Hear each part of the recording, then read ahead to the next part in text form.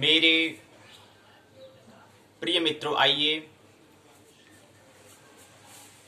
30 जनवरी 2021, 3 जनवरी 2021 भूमंच ज्योतिष पाठशाला बीजेपी स्वाध्याय दिवस 110-3 ज्योतिष के तृतीय दिवस में, पाठ्यचर्या के भी तृतीय दिवस में आइए प्रवेश करें। ज्योतिष पाठशाला के भी तृतीय दिवस में सर्वप्रथम सूर्योदय 7:07 में, अस्त 17:26 में, 7:07 8:07 करीब होने वाला है, 1 बजने वाला है। 58-59 हो चुके हैं। सूर्यदेव को आए हुए 1 घंटे का समय हो चुका है, अर्थात 1 बज चुका है। आइए हम भी दैनिक कार्यक्रम स्वधर्म के अंतर्गत आने वाला जो सर्वप्रथम मुख्य कार्य स्वाध्याय है, आइए स्वाध्याय में प्रवेश करें। जानते हैं पाठशाला के 2 भाग, पहले भाग को हम पाठ्यचर्या प्रश्नोत्तर चर्चा कहते हैं, दूसरे भाग को हम पाठ्यक्रम पाठ्य चर्चा कहते हैं। नए वर्ष से हमने थोड़ा परिवर्तन कर दिया है कि पहले हम पाठ्य चर्चा यानी कि पाठ्यक्रम जो भाग 2 है पाठशाला का, भूमंच ज्योतिष पाठशाला का जो दूसरा भाग है, जो स्वाध्याय हम कह रहे हैं, उसका दूसरे भाग को पहले हम इसकी पहले चर्चा हम पहले कर लेंगे और पहले भाग को फिर बाद में कर लेंगे।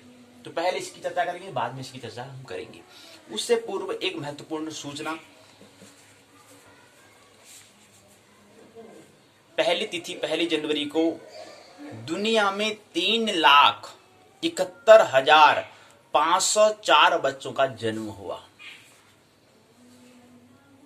3,71,504 बच्चों का जन्म हुआ, जिसमें भारत में करीब करीब अनुमान है 60,000 बच्चों का जन्म एक दिन में हुआ। हमने कहा था कि एक प्राण में 10 जन्म हो जाते हैं, 4 सेकंड में 10 बच्चों का जन्म हो रहा है, लेकिन यहां ऐसा नहीं, यहां तो 4 सेकंड में 16 बच्चों का जन्म है। जनसंख्या वृद्धि ऐसा अनुमान रहा तो आने वाले 2050 तक जनसंख्या 11 अरब के करीब पहुंच जाएगी। 11 अरब धन हो जाएगा, और भी उससे ऊपर हो सकता है। 7 अरब 80 करोड़ के करीब जनसंख्या भी वर्तमान में है। 7 बिलियन 7.8 बिलियन पॉपुलेशन इन अर्थ, इन पूरा ये दुनिया में, संसार वर्ल्ड में, इन वर्ल्ड में कितने हैं? 7 अरब 80 करोड़ के करीब जनसंख्या है, और यही क्रम रहा, यही दर से रहा। और दूसरी बात, यहाँ पर चीन में क्या है, 35,615 लोगों का जन्म हुआ, और भारत यहाँ पर 59,995 लोगों का जन्म एक दिन में हुआ।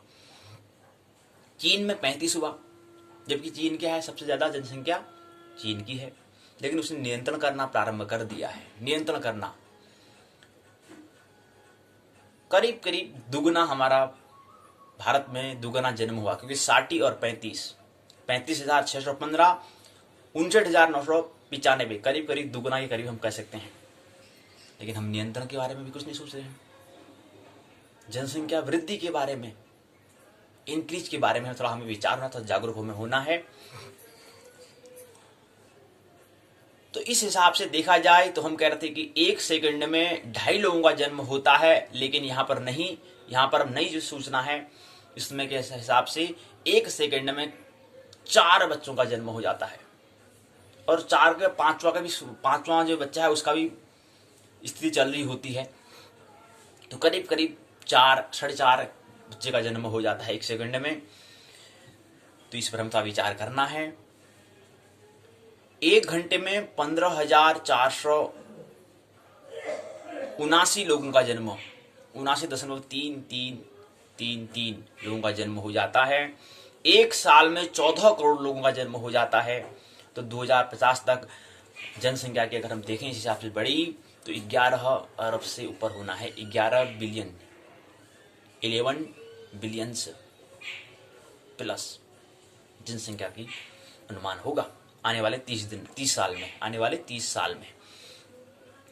तो इस पर विचार करना। एक थोड़ा हम कविता जो हमारे देश के मुख्य प्रधान मंत्री जो हैं उनके द्वारा कहा गया है। आसमान में सिर उठाकर घने बादल को चीर कर रोशनी का संकल्प लें, अभी तो सूरज उगा है। आसमान में सिर उठाकर घने बादल को चीर कर रोशनी का संकल्प ले, अभी तो सूरज उगा है।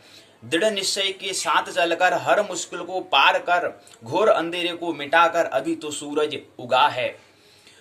विश्वास की लौ जलाकर विकास का दीपक लेकर सपनों को साकार करने, अभी तो सूरज उगा है। न अपना है न पराया, न मेरा न तेरा, सबका तेज बनकर अभी तो सूरज उगा है। आग को समेटते प्रकाश को बिखेरता चलता और चलाता, अभी तो सूरज उगा है। इस प्रकार से प्रधानमंत्री जो हैं, मुख्य जो मंत्री जो हमारे पूरे देश के हैं, उन्होंने सूचना दी और नई वर्ष की शुभकामना दी। तो ये 2 सूचना थी, इस पर हमें विचार करना है। भारत में 59,995 लोगों ने, चीन में 35,615 लोगों ने, नाइजीरिया में 21,439 लोगों ने, पाकिस्तान में 14,161, इंडोनेशिया में 12,336, इथियोपिया में 12,600, अमेरिका में 10,312, मिस्र में 9,455, बांग्लादेश में 9,236, कांगो में 8,640 बच्चों ने जन्म लिया पहले दिन में। 1 जनवरी को दुनिया में 3,71,504 बच्चों ने जन्म लिया। भारत में करीब 60,000 बच्चों ने जन्म का अनुमान है। इनकी जीवन की प्रत्याशा 80.9 वर्ष जीवन प्रत्याशा। अब कितने वर्ष जिएंगे, जीवन प्रत्याशा मतलब कितने वर्ष तक जिएंगे, 80.9 वर्ष तक जिएंगे, ये इसकी जीवन प्रत्याशा है। तो इस पर हमें ख्याल रखना है।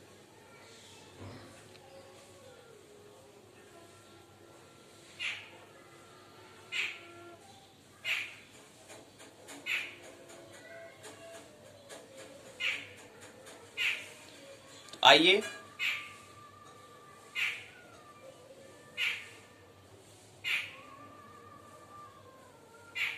कह रहे हैं कि यूनिसेफ के मुताबिक कुल जिन बच्चों का पहले दिन में जन्म हुआ, उनमें आधे से अधिक 10 देश जो हैं 10 देश में हैं।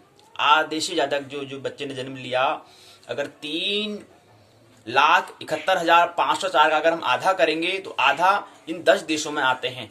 10 देशों ने जो मिलकर जो संख्या आएगी, जो गणना आएगी, वो बराबर रहेगी, यानी कि आधे के बराबर, आधे से अधिक रहेगी।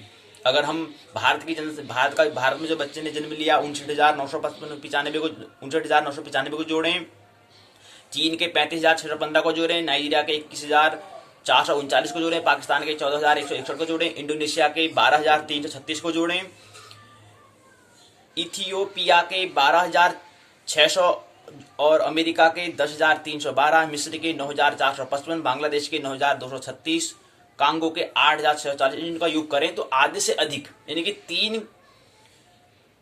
का आधा 1, 1.5 और 1.5 से करीब ऊपर, करीब 1.5 से ऊपर जाता है। 70 का 35, तो यानी कि 80-50 1 करोड़ 1,75,000 के करीब जाता है। तो इतनी जनसंख्या क्या है, आधे से ज्यादा इन 10 देशों में बच्चे ने जन्म लिया। तो इस पर हमें ख्याल रखना है। तो चीन दूसरे नंबर और भारत पहले पायदान पर, हमें थोड़ा ख्याल रखें, थोड़ा जागरूक हमें होना है। कहीं फिर भूमि कम और जन लोगों ज्यादा, ऐसा ना हो, ऐसा फिर दुर्घटना ना हो, इस पर हमें पहले ही विचार कर लेना है। आइए पाठशाला के हम द्वितीय भाग में, फिर बाद में पहले भाग में पहुंचेंगे। पहले द्वितीय भाग की बात करें, अर्थात पाठ्यक्रम पाठ्य चर्चा ज्योतिष के तृतीय दिवस में उत्तराखंड मुक्त विश्वविद्यालय हल्द्वानी, UOU हल्द्वानी। पहले द्वितीय वर्ष में हम प्रवेश कर रहे हैं, स्नातक द्वितीय वर्ष में हमने प्रवेश किया, उसकी पहले प्रश्न पत्र की हम बात कर रहे हैं। विषय मैंने कहा ज्योतिष विषय है। पहले प्रश्न पत्र का नाम है, उसको व्यक्त करते हैं, उसका प्रश्न जो कोड है JY 201, जातक शास्त्र एवं फलादेश के सिद्धांत। जातक शास्त्र और फलादेश यानी कि जातक शास्त्र यानी कि ज्योतिष का तीसरा हिस्सा, और फलादेश, फलादेश का आदेश किसमें किया जाता है? जातक शास्त्र में किया जाता है। क्योंकि जातक शास्त्र क्या है? व्यक्ति के आने वाले समय में इसके बारे में, फल के बारे में, आदेश फल के बारे में दर्शन करना, फल के बारे में बताना, वही क्या कहलाता है? फलादेश कहलाता है। तो उसके सिद्धांत क्या है उस पर हम चर्चा कर रहे हैं। पहले खंड में हम प्रवेश किए थे, पहले खंड का अंतिम इकाई आज रहेगी, तो आज अंतिम इकाई को लेंगे। खंड का नाम था जातक स्कंद। पहले दिन में हमने पहली इकाई को लिया था।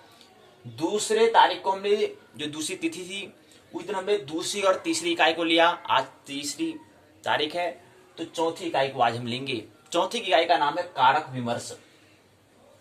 कारक क्या होता है? कारक विमर्श तो बाद में, पहले कारक क्या होता है ये तो समझ में आए। कारक विमर्श तो फिर बाद में करेंगे, उसका डिस्कस चर्चा तो बाद में करेंगे, लेकिन पहले है कारक है क्या। तो चतुर्थ इकाई, जो पहले खंड जातक स्कंद के अंदर जो चौथी इकाई, जिसका इकाई का नाम है कारक विमर्श दिया है, इसके अंदर हम कारक के बारे में समझेंगे, कारक के बारे में चर्चा करेंगे। ये तो हमें समझ में आ रहा है इकाई से। अब कारक होता क्या है पहले ये तो समझ में आए। कार्य को करने वाला अर्थात जो जनक है उसको हम कारक कहते हैं। और हमने कारक कहा था 6 कारक होते हैं। कर्ता, कर्म, करण, संप्रदान, अपादान, संबंध, अधिकरण, संबोधन। कर्ता ने कर्म को कर्ण से संप्रदान के लिए, अपादान को संबंध, अधिकरण और संबोधन। संबोधन और संबंध जो है ये कारक नहीं है। कहीं पर रिलेशनशिप, कहीं संबंध की अगर बात करेंगे, सहयोग की बात करेंगे, और संबोधन की हम बात करते हैं, तो ये कारक नहीं होते। तो कारक 6 कौन से होते हैं? पहला कर्ता, दूसरा कर्म, तीसरा करण, चौथा संप्रदान, पांचवा अपादान, छठा अधिकरण। ये 6 कारक होते हैं। कारक मतलब कार्य को करने वाला, अर्थात कार्य को करने वाला जो जनक है, जो पिता है, उसको हम कारक कहते हैं। कार्य को करने वाला जनक को हम कारक कहते हैं। अब कारक तो ये बात समझ में आ गई, लेकिन इकाई का नाम क्या दिया है? कारक विमर्श दिया है। विमर्श करना, बातचीत करना, चर्चा करना उसके बारे में। तो कारक से संबंधित हम चर्चा करेंगे। कार्य को करने वाले की चर्चा करना कोई हम कारक विमर्श कहते हैं। इसके अंतर्गत पहली चरण में हम प्रस्तावना, दूसरे चरण में उद्देश्य, तीसरे चरण में कारक परिचय। इसके अंदर 2 भाग में, पहले भाग को हम कारक का स्वरूप को देखेंगे। इसके अंदर 1, 2, 3, 4, 5, 6, 7, 8, 9, 10, 11, 12 भाग होंगे। 12 भाग में 2, 2, 4, 2, 6, 2, 8, 9वां जो भाग होगा उसके पुनः फिर इसके उपचरण होंगे। 1, 2, 3, 4, 5, 6, 7, 8, 9 चरण होंगे। इस तरह से हम कारक परिचय का जो पहला भाग है, जो कारक का जो स्वरूप है, इसको हम समझेंगे। उसके बाद फिर कारक परिचय के दूसरे भाग में प्रवेश करेंगे। दूसरे भाग का नाम है कारकांश स्थिति घिराफल। इसके भी 3 खंड होंगे, 1, 2, 3। पहला, दूसरा, जो पहला जो है, दूसरा जो है, तीसरा जो है, तीसरा खंड जो है, इसके पुनः क्या है? चरण है। 1, 2, 3, 4, 5, 6, 7, 8, 9, 10, 11, 12 चरण में इसको समझने का प्रयास, कारकांश स्थिति घिराफल का जो तीसरा भाग है उसको समझने का हम प्रयास करेंगे। तीसरे चरण में ये समझिएगा, चौथे चरण में सारांश को, 5वें चरण में 2 प्रश्न को लेंगे, और कारक 6 होते ही हमने बात कर ली। तो 5 चरणों में इसको समझने का हम प्रयास करेंगे। आइए अब इसको पुस्तक के माध्यम से समझें कि क्या होता है।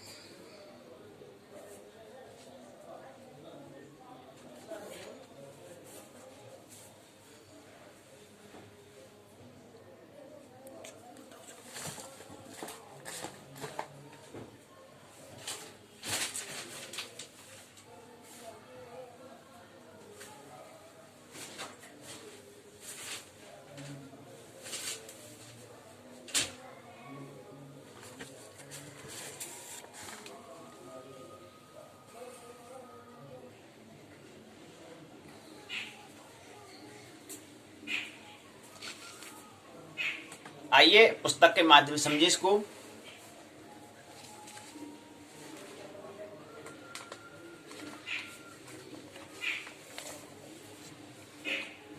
कारक विमर्श,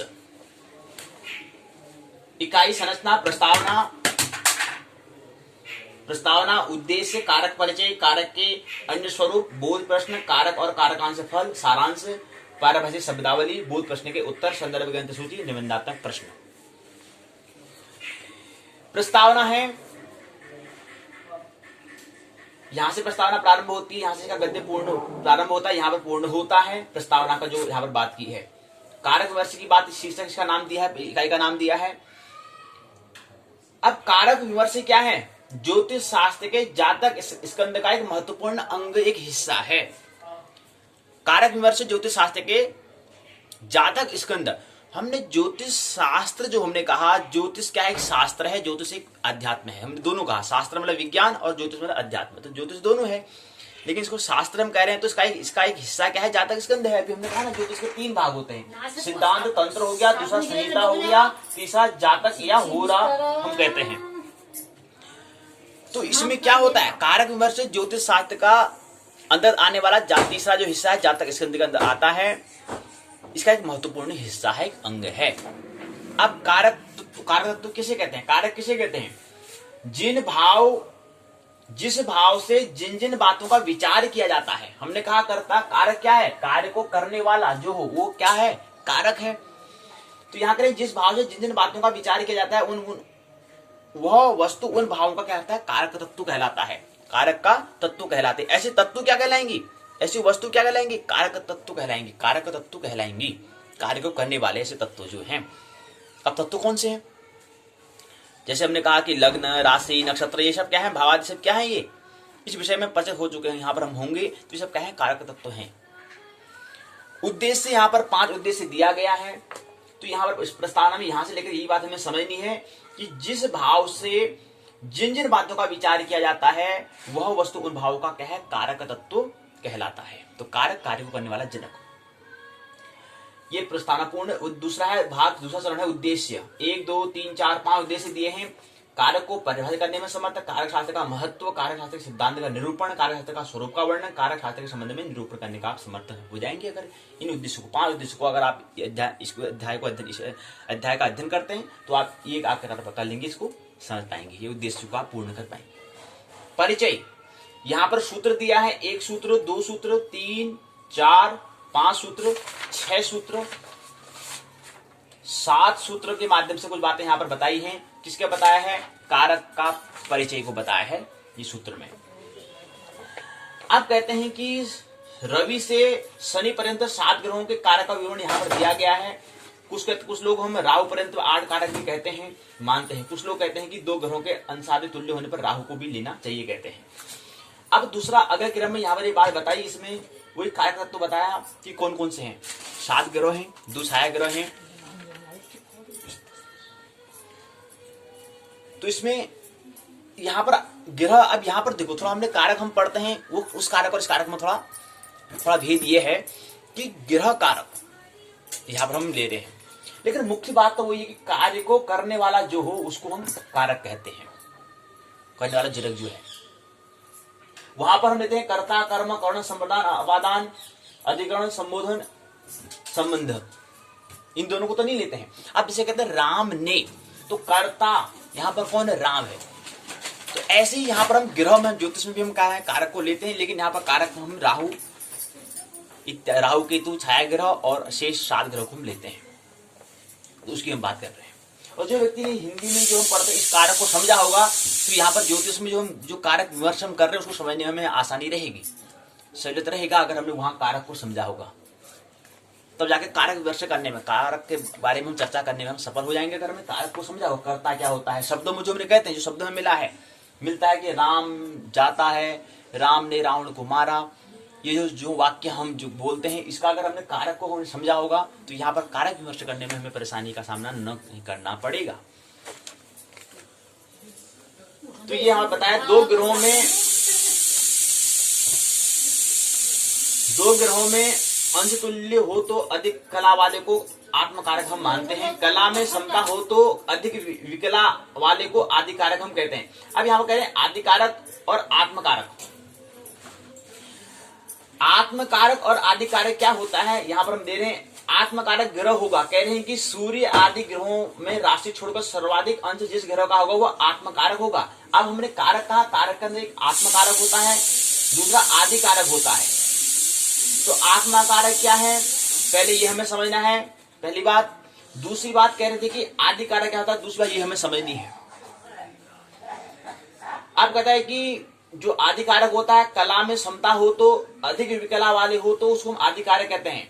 कला में समान होगा लेकिन विकला आदिकारक होगा। कला विकला बात समझ में आ रही। हमने कहा था सबसे पहले राशि होता है, राशि के बाद फिर होता है कला, कला के बाद फिर होता है विकला। राशि, राशि का फिर अंश, अंश का कला, कला विकला। बात समझें, चार बातें होती हैं। पहली बात होती है राशि, दूसरी होती है राशि, फिर अंश होता है, फिर होता है कला, फिर होता है विकला। ये समझे। और राशि हमने कितने अंश कहा है, राशि को हम अगर अंश में लाएंगे तो कितना अंश होता है, 30 अंश की एक राशि होती है। हमने कल ही कहा था, हमने कहा था पूरे भौचक्र जो है, पूरे जो सूर्य के परिभ्रमण काल जो है, इसको मेरे पर पूरा ब्रह्मांड को हम लेकर इसको एक वर्तुल मानते हैं, चक्र मानते हैं। तो उसको एक चक्र में जो वर्तुल जो बनता है, उसको सर्कल जो होता है वो 360 अंश का होता है, 360 डिग्री का होता है, 360 डिग्री का होता है। तो डिग्री को हम राशि में कितना, राशि को कर लाए तो राशि में कितने अंश, कितनी डिग्री होती है, 30 डिग्री होती है। तो पहले राशि 30, फिर किसी का हम मान देंगे तो ये पहला क्रम राशि, फिर अंश, फिर कला, फिर विकला आता है। तो ये क्रम रहा, ये क्रम हमें समझ में आ चुका है। तो अब बात क्या हो रही है, समझ में आ जाएगी हमें। बात ये हो रही कि जिसमें क्या हो, दो ग्रहों में अंश तुल्य हो तो अधिक कला को आत्मकारक। अगर क्या हो, दोनों ग्रहों में क्या हो, अंश तुल्य हो तो अधिक कला वाले को हम आत्मकारक कहेंगे। अधिक कला होगी, कला मतलब राशि। आप कह रहे हैं कि अंश और दो ग्रहों में अंश का तुल्य हो, अंश मतलब राशि के बाद अंश आता है। अगर अंश तुल्य है तो उसके बाद कला क्या होगी, कला, अधिक कला वाले को आत्मकारक कहेंगे। कला में अगर समानता होगी तो अधिक विकला वाला, कला के बाद कला क्या आता है, विकला आता है, तो विकला वाले को हम आदिकारक कहेंगे। इसी प्रकार के क्या होता है, सर्वाल्प अंश वाला ग्रह को हम अत्यंत कारक कहेंगे, मध्य अंश वाले को हम मध्य कारक कहेंगे। इसी को हम उपखेट भी हम कहते हैं, याद रहे, मध्य कारक को हम उपखेट भी हम कहते हैं। राहु के कारक विमर्श में 30 अंश में घटाकर विचार करना हमें चाहिए, क्योंकि राहु सदैव क्या होता है, वक्र गति में चलता है। राहु क्या है, छाया ग्रह है। राहु की तो क्या है, छाया है, ग्रह है। ख्याल है, वो ग्रह नहीं है, वो ऐसा मतलब जैसा हम पृथ्वी कह रहे हैं ऐसा नहीं है। वो केवल क्या है, छाया ग्रह बनता है, एक छाया है वो। मतलब पथ जो है, दो पथों के मिलकर बनने से एक कटान जो काट रहे हैं, दो अगर हम दो कोई छल्ले लेते हैं, अगर ऐसा रखें तो कहीं ना कहीं ऊपर दोनों जगह काटेंगे, वो आपस में कहीं दोनों पर स्पर्श करेंगे, तो कटान बिंदु जो है उनको कहते हैं। उन कटान बिंदु को दो जगह जो काट रहा है उसको, एक को राहु एक को केतु हम कहते हैं। कोई ऐसा ग्रह नहीं है, ख्याल रहे। कहें कि जैसे ये पेन है तो इसकी एक छाया बनती है, तो इस छाया, उसको हम छाया ग्रह कहेंगे। तो इसका एक तो ये है, एक इसकी छाया बनती है, तो इस छाया को हम कहते हैं, उस दो राहु केतु हम कहते हैं। ये बात हम समझिए। तो ये हमने प्रस्तावना समझा। अगला आता है कारक के अन्य स्वरूप। अब ये कहते हैं कि ज्ञाति कारक भी होता है, पुत्र कारक भी होता है, मातृ कारक भी होता है, भ्रातृ कारक भी होता है, अमात्य कारक भी होता है, आत्म कारक भी होता है। ये जो बात हमें समझनी है, कारक में हमें क्या समझना होगा, क्या क्या बात हमें समझनी है, पहले ये बात हमें समझे। अब क्या है वो बात करेंगे हम। आत्म कारक क्या है, अमात्य कारक क्या है, भ्रातृ कारक क्या है, मातृ कारक क्या है, पुत्र कारक क्या है, ज्ञाति कारक क्या है, स्त्री कारक क्या है। ये कारक विमर्श में इन चीजों में बात करनी है, इन चीजों को हमें समझना है। अब महर्षि जैमिनी द्वारा कुछ बताते हैं, दो ग्रहों के अंश समान हो तो राहु को सम्मिलित किया जाता है। यदि तीनों ग्रहों में अंश समान हो तो रिक्त स्थान की पूर्ति पूर्वोत्तर स्थित कारकों से भी करनी चाहिए। आत्म कारक क्या है, सर्वतोभावेन व्यक्ति पर अपना प्रभुत्व रखता है। तो ये परिचय में हमने इतना बात हमें समझनी है। 8 ग्रह कारक माने जाते हैं। कुछ लोग 2 ग्रहों के अंश तुल्य होने के नाम राहु को भी लेते हैं। तो 7 ग्रह कारक तो विवरण इस प्रकार है ही है, लेकिन कुछ लोग राहु को भी मानते हैं, तो इसलिए 8 ग्रह हो जाएंगे। क्या 9 ग्रह हैं? 7 तो है ही ग्रह, 2 छाया ग्रह भी है तो 9, लेकिन कोई कहते हैं 7 ग्रहों के हिसाब से 7 कारक तो होते ही होते हैं, का विवरण तो होता ही है, लेकिन कोई राहु को भी मानता तो 8 हो जाएंगे। कोई अगर केतु को कोई मानता नहीं है, राहु को तो मानता है, केतु कोई नहीं माना, तो 8 ही कारक होते हैं, 8 ग्रह कारक होते हैं। तो कारक का अन्य स्वरूप में पहुंचे। कारक का स्वरूप क्या है? पहले सूत्र में, दूसरे सूत्र में, तीसरे सूत्र में बताया है, और चौथे और 5 सूत्र में बताया है इसके स्वरूप का, इसका नेचर को बताया है। पहला आता है चर कारक, दूसरा आता है स्थिर कारक, तीसरा आता है भाव वसात ग्रहों के कारक, चौथा आता है योग कारक। चर कारक, स्थिर कारक, चर अचर, स्थिर मतलब अचर, चर स्थिर था अचर, और भाव वसात ग्रहों के कारक, योग कारक, और 5वां आता है भाव कारक। 5 कारक भाव, 5वां भाव कारक। छठा है लग्न आदि भावों के कारक ग्रह। 7वां भाव का विशेष शुभधन अशुभत्व बन जाएगा शुभत्व, शुभाशुभत्व। 8वां ग्रहों का कारक तत्व, 9वां ग्रहों का विस्तृत कारक तत्व। तो अगला जो 9वां जो भाग है, इसमें फिर इसके क्या है, ग्रहों का विस्तृत कारक बता रहे हैं, विस्तार से बता रहे हैं। तो पहला आता है सूर्य, दूसरा चंद्रमा, तीसरा मंगल। अब ग्रह बात करें तो ग्रह कितने हैं? 7 + 2, 7 तो है ही, दूसरा ग्रह तो 9। तो ग्रह का विस्तृत कारक तो कितने जाएंगे? 9 हो जाएंगे।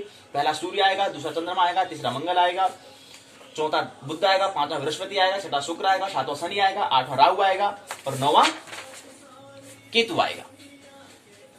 इसके बाद बोध प्रश्न पूछे हैं, जिस ग्रह में सर्वाधिक अंश होते हैं उसे कहते हैं। पहला प्रश्न। दूसरा प्रश्न, कारक कितने प्रकार के होते हैं? जातक का जो जन्म लग्न हो वह होता है, क्या होता है?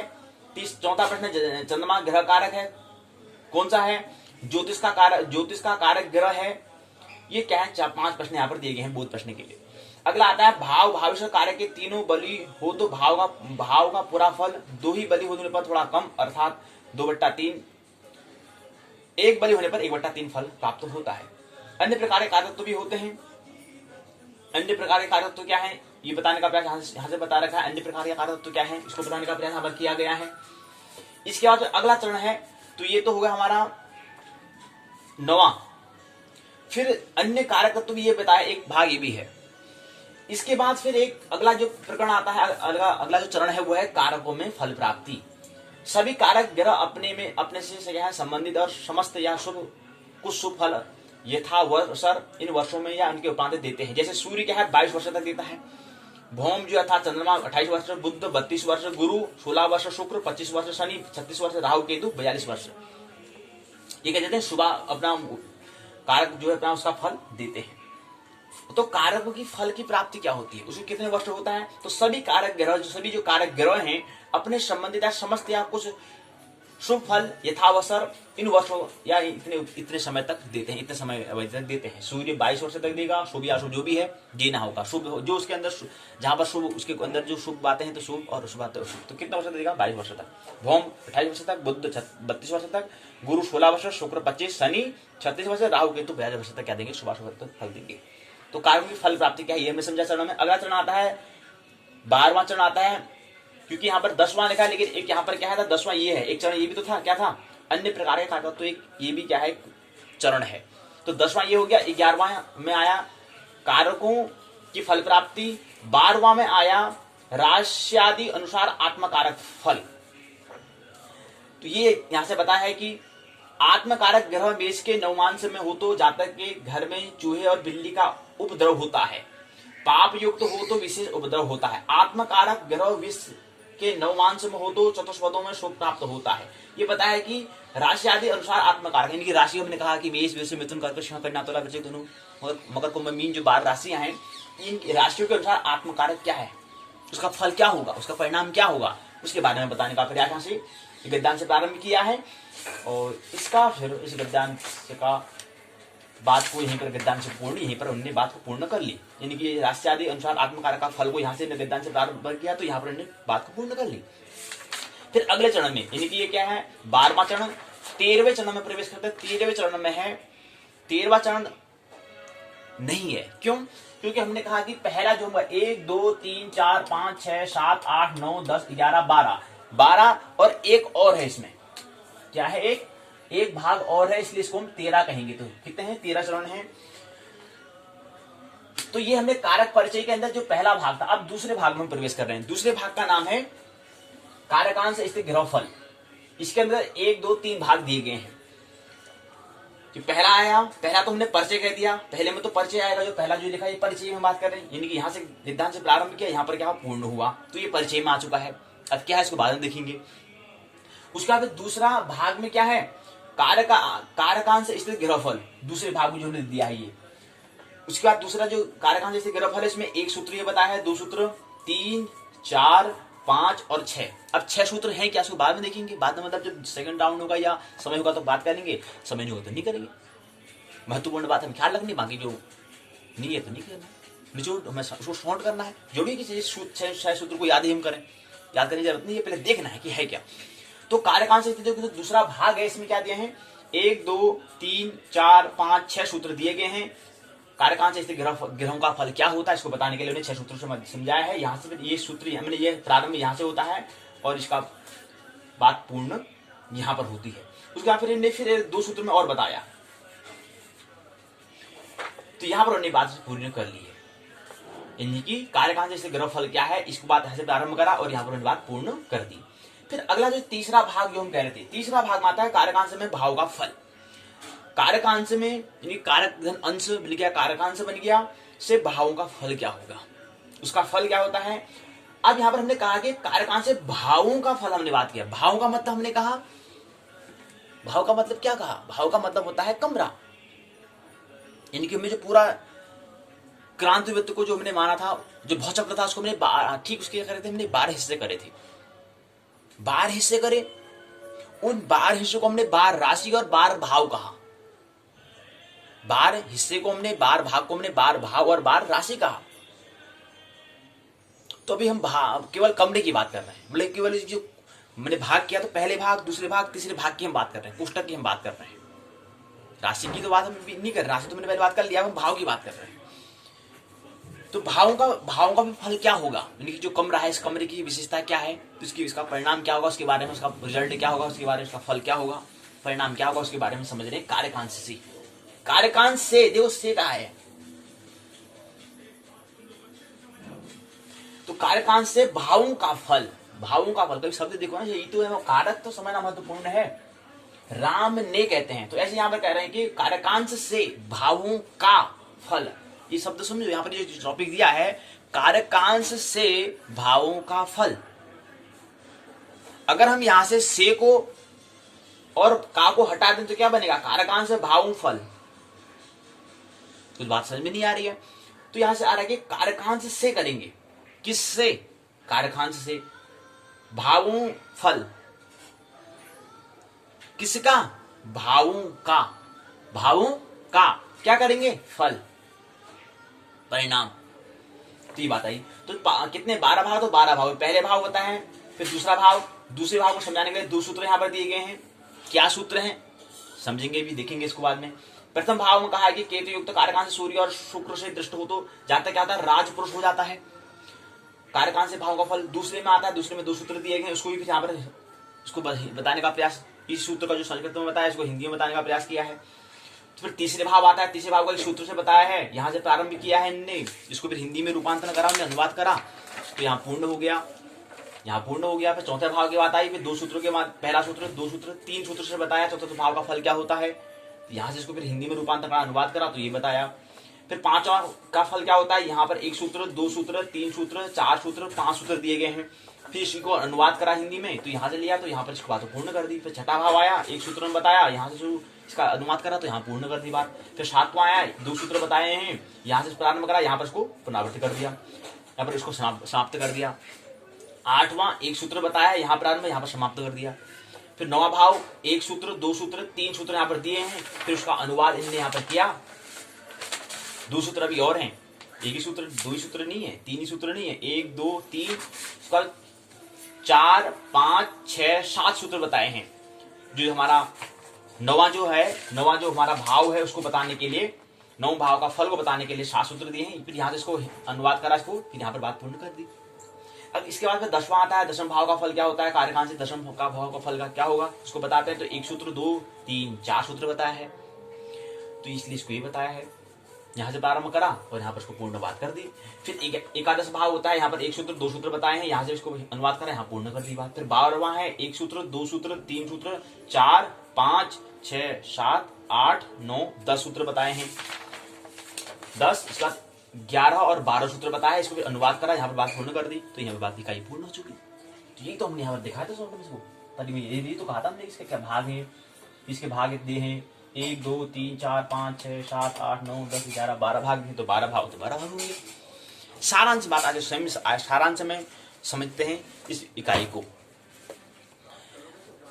हमने कहा यह जाना कि रवि से लेकर के शनि तक, यानी कि जो हम वार कहते हैं वो ग्रहों के हिसाब से हम कहते हैं रविवार, सोमवार, मंगलवार, बुधवार, बृहस्पतिवार, शुक्रवार, शनिवार। तो वही कह रहे हैं, ये कह रहे हैं कि रवि से लेकर के अर्थात सूर्य से लेकर के, रवि माने सूर्य और उसका फिर भौम होता है मतलब भौम अर्थात रविवार, भौमा अर्थात चंद्र, फिर मंगल।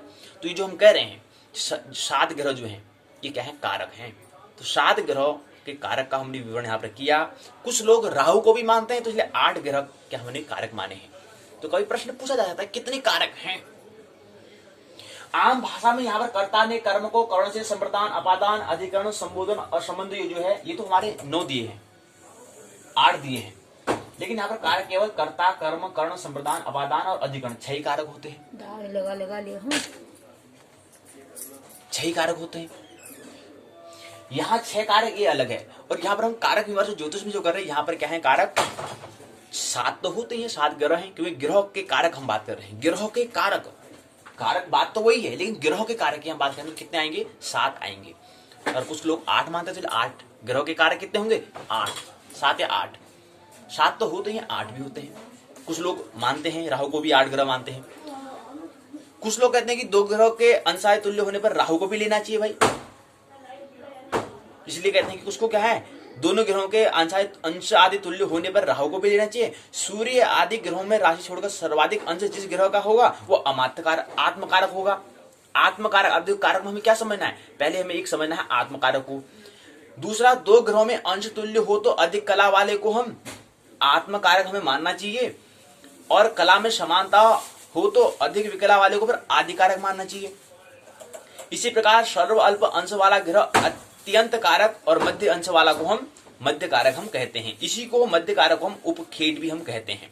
राहु के कारक के विचार में उसको 30 अंश में घटाकर विचार हमें करना चाहिए, क्योंकि राहु क्या है, छाया ग्रह है, थोड़ा इसलिए हमें क्या करना पड़ता है, इसलिए एक अलग सी बात हमें ध्यान रखनी होती है कि उसमें क्या करना पड़ता है, उसको 30 अंश से घटाना पड़ता है, घटाकर हमें विचार करना पड़ता है। क्यों? क्योंकि राहु सदैव वक्र में गति करता है, टेढ़ी मेढ़ी, वक्र मतलब टेढ़ा, विकृति में होता है टेढ़ा, तो वक्र गति करता है। इस प्रकार से इसको हमें क्या करना है, इसको घटाना है। इसी प्रकार से कारक को हमें जानना चाहिए। ज्योतिष शास्त्र में क्या है, जातक स्कंद में फलादेश आदि कर्म का सूचक है ये कारक। प्रत्येक ग्रहों का अपना एक कारक होता है जिसके आधार पर वो फलादेश उसका होता है। जो ग्रह जिसका कारक होता है, तदनुसार मानव को प्रभावित करता है। अब कारक क्या है, कारक करें कि सूर्य आदि ग्रह के उनके अंशों के आधार पर कारक के आदि दी जाने वाले नाम, दिया जाने वाले संज्ञा जो होती है उसका नाम है कारक। कारकांश क्या है, कारक से संबंधित जो अंश होता है, जो हिस्सा होता है उसको हम कारकांश कहते हैं। आत्म कारक क्या होता है, सूर्य आदि ग्रह के क्रमशः कथित आत्म कारक आदि भाव को, योग कारक योग संबंधी कारक को, भाव कारक भाव से संबंधी कारक को, अधोगति नीचे की ओर जाना। तो ये परिभाषा शब्दावली सारांश ये बात दी गई है, परिभाषा दे दिया, बोध प्रश्न के संदर्भ ग्रंथ सूची दिया है। विविध पराशर हुरा शास्त्र पराशर के द्वारा लिखा गया है, जहां से आप इसको और अच्छा समझ सकते हैं कि जैसे जो ग्रंथ जो दिए हैं, इस ग्रंथ से इसको और इस विषय को, कारक विमर्श को और अच्छा से आप तैयार कर सकते हैं। तो उसके लिए ग्रंथ क्या है, विविध पराशर हुरा शास्त्र है। अगला 2 प्रश्न पूछे गए हैं। पहला प्रश्न है कि कारक से आप क्या समझते हैं, यानी कि हम 5वें चरण में बात कर रहे हैं। दोनों चरणों में सारांश देख लिया, 5 चरण में 2 प्रश्न हमको दिए गए हैं। पहला प्रश्न है कारक से आप क्या समझते हैं। दूसरा, आत्मादि कारकों का विस्तार से उल्लेख करो। पहला प्रश्न के दो भाग हैं। पहला है कि कारक से आप क्या समझते हैं, दूसरा आत्मादि कारकों का विस्तार से उल्लेख करो, जिक्र करो। पहला प्रश्न ये। दूसरा प्रश्न है कारकांश क्या है। पहली बात प्रश्न में पहला भाग में ये पूछा है, दूसरा प्रश्न में दूसरा भाग पूछा है कि उससे संबंधित भावों के फल का विस्तार से वर्णन करो। ये दूसरा भाग पूछा है। इस प्रकार से क्या है, इकाई में ये बातें दी होती है और इकाई क्या होती है, पूर्ण होती है। अब इसमें देखना है कि हमें इसको थोड़ा और देखें कि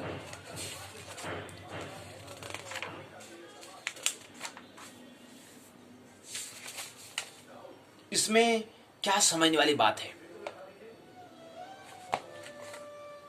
कारक के स्वरूप में बताया कि सर कारक होते हैं, स्तर कारक होते हैं, भावसात ग्रह कारक होते हैं, योग कारक होते हैं और भाव कारक होते हैं। चर कारक क्या है, आत्म कारक से स्वल्पित अंश वाला ग्रह को अमात्य कारक, इससे न्यूनतम न्यूनांश भ्राता, उससे स्वल्पांश मात्र कारक, उससे स्वल्पांश पिता, उससे स्वल्पांश पुत्र, उससे कम अंश वाला जाति, उससे न्यूनांश पुत्र या स्त्री का कारक होता है। ये चर कारक ब्रह्मा जी के द्वारा प्रतिपादित किया गया है। कुछ लोग मात्र कारक और पुत्र कारक को एक ही मानते हैं। यदि दो ग्रहों के अंशाई तुल्य हो तो दोनों में से एक कारक मानते हैं, उसे अग्रिम कारक का लोप हो जाता है। स्त्री कारक रवि शुक्र में जो बलि हो उसे पितृकारक, उसमें क्या होता है, वह पितृकारक होता है। चंद्र भौम में जो बलि हो वह मात्र कारक होता है। भौम में बहन, शाला, छोटा भाई और माता का भी विचार करना चाहिए। बुध से चाची, मौसी, मामा, बांधव आदि का विचार करना चाहिए। गुरु से पितामह, शुक्र से स्वामी और शनि से पुत्रों का विचार करना चाहिए। ग्रहांत में रहने वाले केतु से स्त्री, माता, पिता, सास, ससुर, मातामही आदि का विचार करना चाहिए। सभी क्या है, स्त्री कारक होते हैं। इस आता है भाव वसात ग्रह कारक। सूर्य से नवम भाव पिता, चंद्र चतुर्थ भाव माता, भौम से तृतीय भाव भाई, बुध से षष्ठ भाव मातुल, गुरु से पंचम भाव पुत्र, शुक्र से सप्तम भाव स्त्री, शनि से अष्टम भाव पिता की मृत्यु। इस प्रकार शुभ फलादेश हमें जानना चाहिए, फलादेश करना चाहिए, उसका फलादेश होता है। योग कारक जातक से संबंध, जातक के जन्मकालीन स्थिति वश अनेक फल होते हैं। जैसे ग्रह अपनी राशि का, जो राशि का हो या उससे उच्च हो तो अपना मित्र राशि का हो तो या अपने मूल त्रिकोण या केंद्र गत हो तो वे ग्रह शुभ कारक होते हैं। लग्न चतुर्थ सप्तम और दशम भाव में उच्च आदि शुभ स्थानों में यदि ग्रह स्थित हो तो योग कारक होते हैं। दशम स्थित ग्रह विशेष योग कारक होते हैं।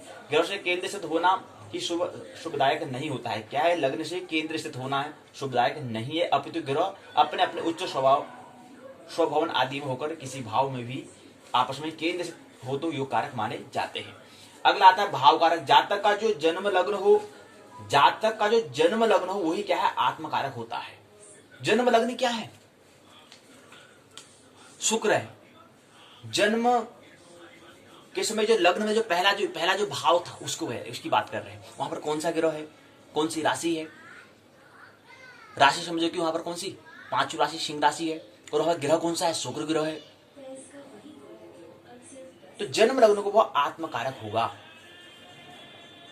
अब हम कह रहे हैं कि जो पांचवी राशि सिंह राशि है, सिंह राशि के स्वामी क्या होते हैं, सूर्य होते हैं। तो सूर्य क्या है, यहां पर हमने कहा सूर्य क्या है, आत्मकारक है। तो आत्मकारक होता है। जातक का जो जन्म लग्न हो वह आत्मकारक होता है। धन भाव हो तो वो स्त्री कारक होगा। धन वाला जो होगा वो स्त्री कारक भाव जानना चाहिए। एकादश में ज्येष्ठ भाई का कारक होगा, तृतीय भाव में कनिष्ठ भाई का होगा, पांचवें में पुत्र कारक होगा। पुत्र स्थान में जो ग्रह निष्ठ हो तो वह पुत्र कारक होता है। सप्तम भाव से क्या होता है, सप्तम भाव से भी पत्नी कारक का भाव जानना चाहिए। लग्न आदि भाव के कारण, लग्न आदि भावों के कारक ग्रह क्या है, सूर्य लग्न भाव का कारक होता है। गुरु धन भाव का कारक होता है। तो सूर्य क्या है, वो लग्न का होता है। कि पहला जो क्रम यहाँ पर रखते हैं, पहला दूसरा तीसरा चौथा पांचवा छठा सातवां आठवां नौवां 10वां 11वां 12वां ऐसे। तो पहला जो भाव, पहला जो कोष्टक है, पहला जो कमरा है, जो उसको पहला भाव को हम सूर्य जो है लग्न भाव का कारक होता है। दूसरा धन भाव का, मतलब धन के बारे में कारक, यानी गुरु की कारक हम कह रहे हैं। कारक मतलब कार्य को करने वाला, यानी कि धन की जिम्मेदारी किसकी बात है, गुरु के पास है। सूर्य की क्या है, लग्न क्या था, लग्न मतलब तन की शरीर की बात करते हैं। तो सूर्य क्या है, लग्न भाव का कारक है। फिर उसकी ड्यूटी क्या है, कारक मतलब क्या करे, काम करेगा। कार्य को करने वाला कौन, करने वाला जो है सूर्य की जिम्मेदारी क्या है? लग्न भाव का है, पहले भाव का है। गुरु का क्या है? धन भाव है। तीसरा भाव क्या है? मंगल का कारक होता है, मंगल की देखरेख में होता है वो तीसरा भाव, तीसरा कमरा। चौथा, इसी प्रकार चंद्र, गुरु, मंगल, शुक्र, शनि, गुरु बुद्ध, गुरु, शनि, ये सभी ग्रह क्या होते हैं? क्रम से चतुर्थ भाव से लेकर के द्वादश भाव पर्यंत कारक ग्रह होते हैं। कारक मतलब क्या होते हैं? कार्य को करने वाले, अर्थात कमरे की देखरेख करने वाले। पहले भाव को, तो पहले भाव का सूर्य है, दूसरे भाव का गुरु है, और दूसरे भाव में कौन सा सामान रखा है? पहले में लग्न था, शरीर को देखते हैं, दूसरे में धन को देखते हैं। तो दूसरे में धन को देखते हैं किसी व्यक्ति का। तीसरे भाव हम क्या देखेंगे? मंगल कारक होता है। इसमें क्या है? इसकी कुछ हमने देखा होगा तो मंगल का उसमें क्या है? उस भाव में उसका जो भाव का स्वरूप है वो स्वरूप पता होना चाहिए। तो तीसरे में क्या है? मंगल होता है, चौथे में चंद्रमा, पांचवें में गुरु, छठे में मंगल, सातवें में शुक्र, आठवें में शनि, नौवें में गुरु, 10वें में बुध, 11वें में गुरु, 12वें में शनि। ये सभी ग्रह क्या हैं? चतुर्थ भाव से द्वादश भाव पर्यंत कारक ग्रह होते हैं, उस कमरे को देखने वाले होते हैं, चपरासी होते हैं। भाव का विशेष शुभ अशुभ फल क्या है? लग्न आदि द्वादश भाव स्पष्ट से लेकर के ये बताते हैं कि 11, 3, 8, 6, 2, 12 भाव पूर्व संज्ञक होते हैं। फिर ग्रहों का कार्य तत्व क्या है? इसको बताते हैं कि फलादेश आदि कर्म में ग्रहों से अनेक विचार किए जाते हैं। ग्रह सदैव नित्य रूप से किसी पदार्थ विशेष का भाव विशेष का प्रतिनिधित्व करते हैं। ये ग्रह स्थिति सभी कुंडलियों में सदा समान ही रहती है, अतः इसे ग्रहों का स्थित कारक हम कहते हैं। अब ग्रह का फिर क्या है? विस्तृत कारक तत्व तो बताया है। सूर्य क्या है? अब सूर्य हमने कहा कि सूर्य क्या है? पहले भाव का कारक होता है। तो पहले भाव का कारक होता है, तो सूर्य का स्वभाव क्या है? आत्मा का, शक्ति का, बल का, प्रभाव का, गर्मी का, धैर्य का, कटुता का, भूमि का, पिता का, आक्रमता का, ज्ञान का, पाचन का, उत्साह का, शरीर का, लकड़ी का, मन का, शासन का, देश का, इस सारे क्या है? सभी कारक तत्व हैं। सूर्य को मतलब सूर्य क्या क्या कर सकता है? सूर्य के कौन कौन से विभाग दिए गए हैं? सूर्य से आत्मा को देखा जाता है, सूर्य से गर्मी को देखा जाता है, सूर्य से शक्ति को देखा जाता है, सूर्य से धैर्य देखा जाता है, सूर्य से ज्ञान को देखा जाता है, सूर्य से देश को देखा जाता है, सूर्य से शरीर के रोग देखे जाते हैं, सूर्य से लाल कपड़ा देखा जाता है, सूर्य से मन की पवित्रता देखा जाता है, सूर्य से उत्साह देखा जाता है। तो ये सूर्य से क्या? सूर्य से आक्रमकता देखा, मतलब कितने आक्रम है, आक्रमता देखा जाता है, सोना देखा जाता है, तांबा देखा जाता है, दवाई देखा जाता है, समुद्र पार की यात्राएं देखी जाती हैं, मूग देखा जाता है, गंजापन देखा जाता है। ये चीज क्या है? सबके सूर्य के इतनी इसको वहां से सूर्य की से हम ये जिम्मेदारी होती है। दूसरा चंद्रमा से में क्या होता है? कविता देखी जाती है, मोती देखा जाता है, स्त्री देखा जाता है, घी, तेल, तिल, पाप पुण्य, मनोभाव, शरद ऋतु, मुहूर्त, हंसी मजाक, रोजगार लाभ, कंधे की बीमारियां, चाल, चंचलता, खून की शुद्धता, शरीर विकास, कोमल कपड़े आदि का कारक, मखमली कोमल कपड़ों का आदि कारक, पदार्थ, नमकीन पानी, वस्त्राभूषण, नीत की, बुद्धि का, रोग का, आलस्य का, कफ का, सर्दी का, नमक का, मन का, ये सब क्या है? इसके कारक, मतलब ये उसकी चंद्रमा से ये चीज देखा जाता है। चंद्रमा दूसरे ग्रह का कारक होता है। दूसरे ग्रह की देखरेख कौन करता है? दूसरे भाव की देखरेख कौन करता है? चंद्रमा करता है। और चंद्रमा क्या है? मन का भी कारक होता है, ये भी ख्याल नहीं। तो मन अगर चंद्रमा अगर है तो चंद्रमा मन का कारक भी होता है, मतलब चंद्रमा से हम मन को भी देखते हैं। चंद्रमा का से अगर देखें, चंद्रमा अगर किसी के भाव में अगर चंद्रमा है तो चंद्रमा से हमारे क्या देखेंगे? चंद्रमा की जिम्मेदारी भाव से भी है, मतलब कौन से भाव में है, कौन से भाव में है। आप जैसे टीबी का है, ये भी देखा जाता है, आदि रोगों को भी देखते हैं। तीसरे में मंगल शूरवीरता, पराक्रम को देखा जाता है। और मंगल जो है किसका होता है? तीसरे भाव का कारक होता है, ये भी ख्याल नहीं। हमने कहा पहला कारक, पहला जो कमरा है, पहला जो भाव है उसमें सूर्य, दूसरे में चंद्रमा, तीसरे में मंगल होता है। तो तीसरे भाव का क्या है? मंगल। और मंगल से क्या देखते हैं? मंगल से हम देखते हैं शूरवीरता, पराक्रम देखते हैं, आक्रमणता देखते हैं, वीर्य हानि देखते हैं, चोरी देखते हैं, क्रोध देखते हैं, मूर्खता देखते हैं, लाल रंग देखते हैं, धीरज देखते हैं, कटुरस देखते हैं, युवावस्था देखते हैं, गंभीरता देखते हैं, शील देखा जाता है, मूर्त रोग देखा जाता है, जला हुआ प्रदेश देखा जाता है, दोष दर्शन शत्रु पर विजय, ये चीज देखा जाता है। मांस भक्षण खाएगा नहीं खाएगा, तो ये क्या है, तीसरे भाव से हम देखते हैं। बात समझ में आ रही है? जातक शास्त्र से कैसे फल का हम आदेश करेंगे, फल को आदेश समझने के लिए हमें पहले खंड जातक स्कंध के अंतर्गत चौथा जो चरण है, चौथा जो इकाई है, उसमें हम कारक विमर्श देख रहे हैं। कारक विमर्श मतलब हमने कहा कि 12 भाव में 9 ग्रहों के हिसाब से 8 ग्रह, तो 7 तो ग्रह होते ही हैं, लेकिन कोई 8वां भी मानता है तो 7 तो है ही है, लेकिन 8वां को भी लेते हैं। लेकिन यहाँ पर देखें तो देखिए यहाँ पर कौन सा 1 2 3 1 2 3 4 5 6 7 ग्रह यहाँ पर दिए गए हैं। तो यहाँ पर 7 सूर्य गुरु 1 2 3 4 5 6 7, तो 7 माने इसमें राहु को उतना थोड़ा कम लोग मानते हैं, पूरा इसका नहीं दिया है, तो 7 कारक तो होते ही हैं। कहने का मतलब है राहु और केतु का भी अपना प्रभाव है, लेकिन वो कारक उतना उनका बहुत ज्यादा जिम्मेदारी नहीं दी है, लेकिन 7 ग्रहों की जिम्मेदारी दी है। 12 भाव में बैठे हैं, 12 राशि बैठे हैं, तो वहां पर क्या देखेंगे, उसका शुभ तो देखेंगे। तो तीसरे में तो मंगल देख रहे हैं, मंगल से हमने ये चीज देखा, मंगल की क्या क्या जिम्मेदारी है, मंगल अर्थात तीसरे भाव में, अगर तीसरा भाव का कारक कौन होता है, तीसरे भाव का कारक मंगल होता है। चौथा में बुध आता है, बुद्ध से क्या देखते हैं, विद्या देखते हैं, बुद्धि देखते हैं, नपुंसकता देखते हैं, गणित देखते हैं, ज्योतिष को देखते हैं, बुद्ध से ज्योतिष को देखते हैं, गान विद्या देखते हैं, पुराण व्याकरण गुप्तांग धूल बहन पक्षी शूद्र भक्ति वेदांत विद्या साहित्य वनस्पति आदि का कारक क्या है, बुद्ध है, यानी चौथा भाव में बुद्ध का होता है। अभी हमने कहा था ना यहाँ पर कि भाव का विशेष शुभत्व क्या होता है, लग्न आदि भाव का कारक क्या है, हमने कहा कि क्रम से क्या है, चौथे भाव से द्वादश पर्यंत। सूर्य क्या होता है, पहले का होता है, गुरु धन का होता है, तीसरा भाव मंगल का होता है, चौथा क्या है, चंद्रमा, 5वां फिर गुरु, 6ठा मंगल, 7वां शुक्र, 8वां शनि कारक होता है, 7वां 8वां गुरु, 9वां बुद्ध, 10वां 11वां।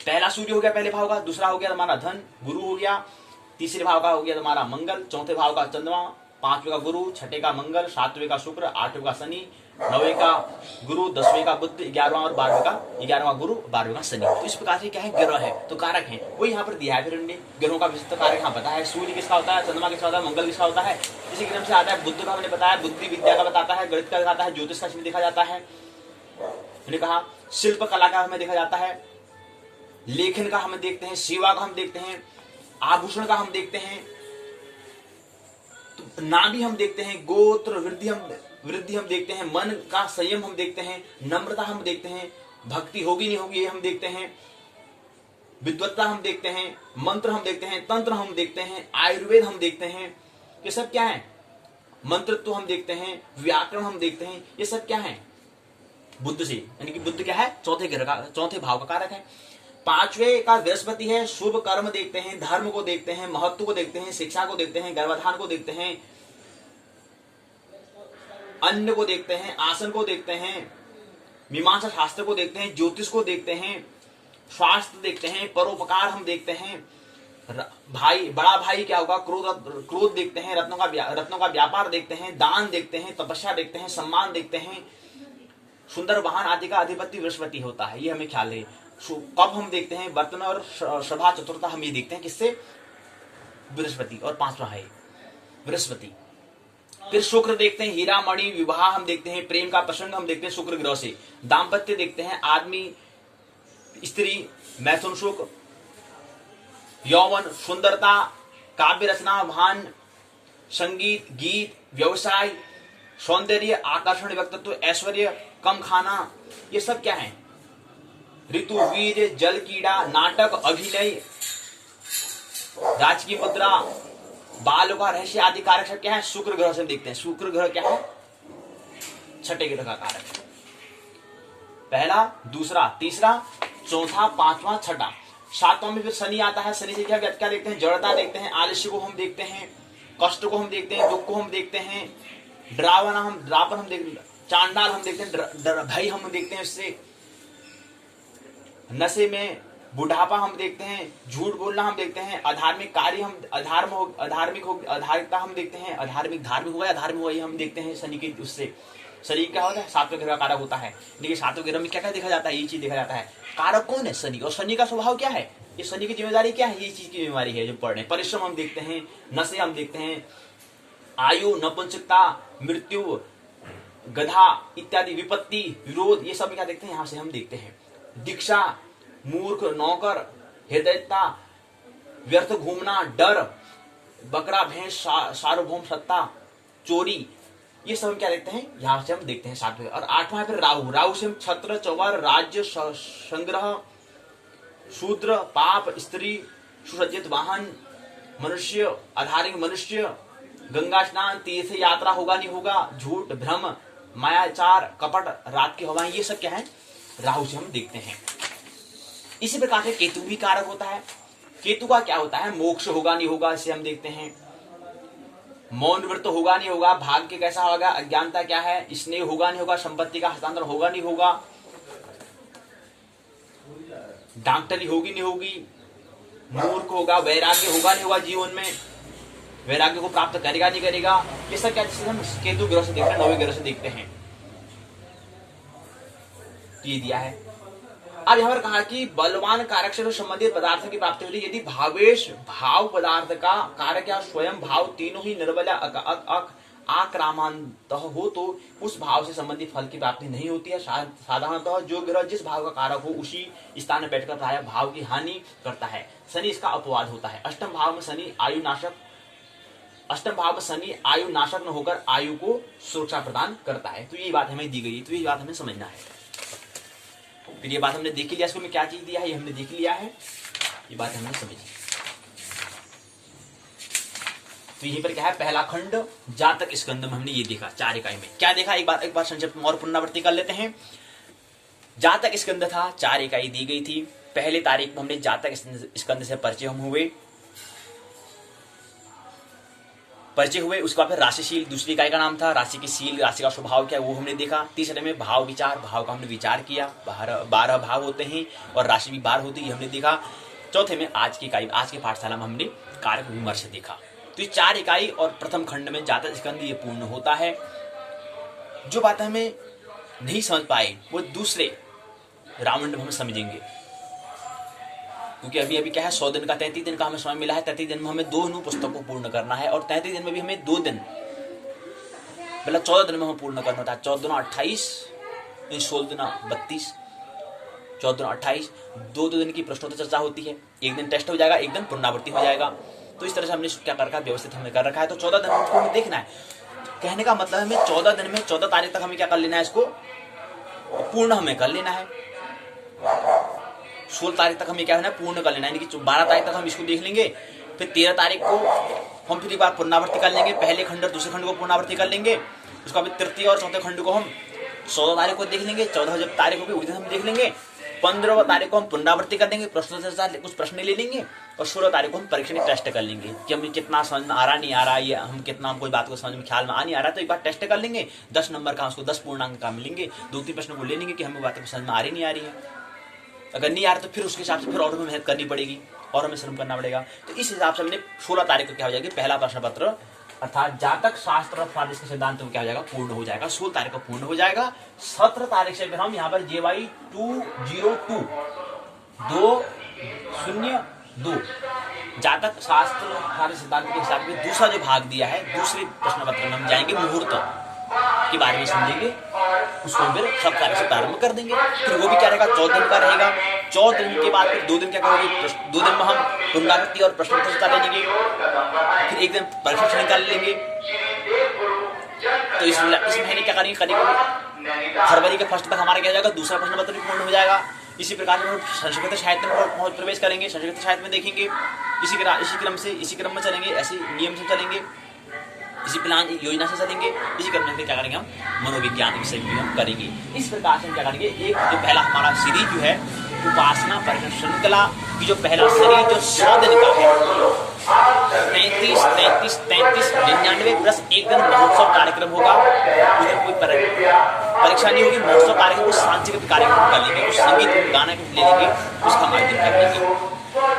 लेकिन 99 दिन क्या करना, हमें पाठों पर चर्चा करनी है, 2 विभाग के हिसाब से। तो ये हमें देखना है। इस तरह से हमें क्या करना है, द्वितीय वर्ष की हमें तैयारी करनी है। तो पहला खंड पूर्ण हुआ। कल की पाठशाला हम देखेंगे।